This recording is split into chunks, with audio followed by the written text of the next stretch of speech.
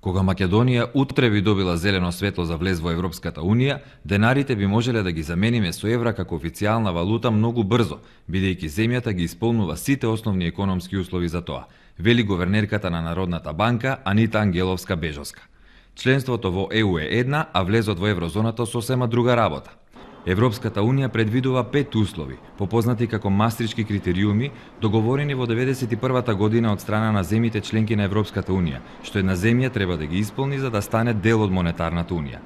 Тоа се ценовна стабилност, односно ниска инфлација не повисока од 1,5% поени од просекот во трите најдобри земји според овој индикатор, одржливи јавни финансии, што се мерат преку низок буџетски дефицит не поголем од 3% од БДП и низок јавен долг под 60% од БДП. Стабилност на девизниот курс и нивото на долгорочните каматни стапки на државните обврзници да не биде повисоко за 2% поени од просекот во трите најдобри земји во Унијата. Исполнувањето на мастришките критериуми не е некој посебен предизвик за македонската економија. Односно, ние би можеле релативно брзо да го усвоиме еврото, се разбира, за тоа се потребни претходни чекори, нели прво влез во Европската Унија, а понатаму е повисоката фаза на интеграција, усвојувањето на единствената валута. Карактеристиките на македонската економија, Европската Унија е наш природен партнер, значи ние имаме исклучително висок степен на трговска интеграција со Европската Унија, имаме исто така висок степен на финансиска интеграција со Европската Унија, спроведуваме стратегија на де факто стабилен курс на динарот во однос на еврото, имаме релативно висок степен на евроизираност на нашата економија во целина, а сите овие фактори се во насока на воведување на единствената валута. Така да мојот став е да, треба да се воведе единствената валута, но секако има уште време и потребни се многу мерки, активности и реформи за да стигнеме во таа точка. Подготовките за влез во монетарната унија се преговараат со ЕУ во поглавието 17, кое се однесува на економската и монетарната политика, а уште од 2010 година земјата ги внесе и во законска регулатива одредбите што се однесуваат на еврото како валута кон која се стреми Македонија. Гувернерката Бежоска вели дека воведувањето на еврото може да донесе бројни придобивки за македонската економија. Воведувањето на единствената валута значи бројни предности за секоја една економија. Прво, таа го елиминира валутниот ризик и неизвестноста поврзана со валутниот ризик, а секако и трансакцијските трошоци. Бројни истражувања покажуваат дека по основ на овој канал, односно воведувањето на единствената валута, се забележуваат позитивни предвижувања во сегментот на трговијата, односно утврдена е позитивна врска помеѓу поведувањето на единствената валута и растот на трговијата.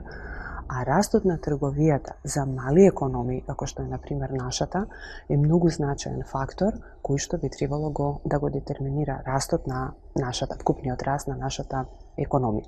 Понатаму воведувањето на единствената валута вообичаено упатува и на поповолни услови за финансирање, намалени перцепции за ризик, намалените перцепции за ризик значат пониски каматни стапки. На прашањето дали воведувањето на еврото може да увезе од Европа и повисоки цени, гувернерката Бежоска вели: воведувањето на еврото само по себе воопшто не значи позначени инфлацијски притисоци.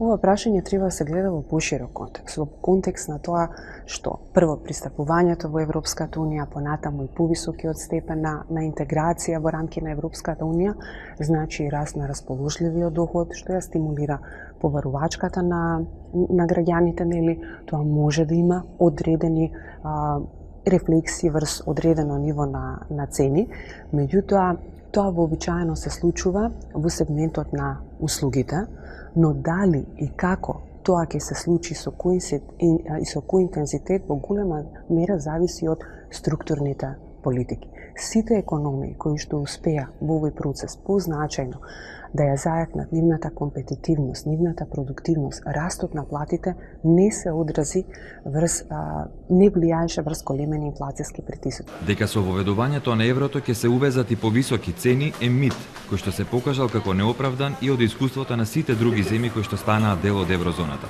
каде што инфлацијата се движела од 0,3 до 1,4%.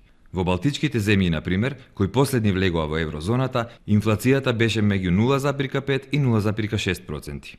Процедурата за замена на националната валута со евро не е едноставна за многу земји што веќе станаа членки на Унијата, особено бидејќи не ги исполнуваат поголемиот дел од мастришките критериуми, па така од 28 членки, 9 се уште се надвор од еврозоната. Во пресрет на 20-тиот роден ден на еврото, граѓаните искажаа и најголема доверба во оваа валута. Најновата анкета на Евробарометар покажа дека дури 2/3 од граѓаните од еврозоната сметаат дека еврото е нешто добро во нивната економија.